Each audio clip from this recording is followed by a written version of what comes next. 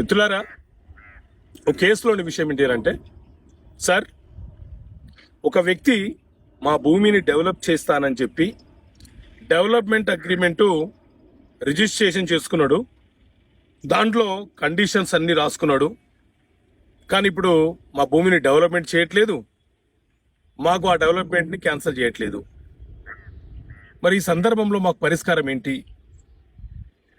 అని అంటే, మిత్రులారా, ఎవరైనా సరే ఏదైనా ఒక నాన్ అగ్రికల్చర్ ల్యాండ్లో ఒక లేఅవుట్ చేస్తామనో లేకపోతే అపార్ట్మెంట్లు నిర్మాణ చేసి ఇస్తానో మనతోని డెవలప్మెంట్ అగ్రిమెంట్ చేసుకొని ఆ డెవలప్మెంట్ అగ్రిమెంట్లో రాసుకున్నటువంటి అంశాలు కండిషన్స్ ఏవైతే ఉన్నాయో వాటిని అనుసరించకుండా వాటిని ఉల్లంఘన చేస్తూ మనకు ఇబ్బంది పెట్టే ప్రయత్నం చేస్తే మనము దాన్ని suit for cancellation of development of agreement కింద న్యాయస్థానంలో కేసు వేసుకొని ఆ డెవలప్మెంట్ అగ్రిమెంట్ని క్యాన్సిల్ చేసి రద్దుపరిచి అతనికి ఉన్నటువంటి హక్కులను తొలగించండి అని చెప్పి మనం న్యాయస్థానంలో అడిగే హక్కును కలిగి ఉంటాము.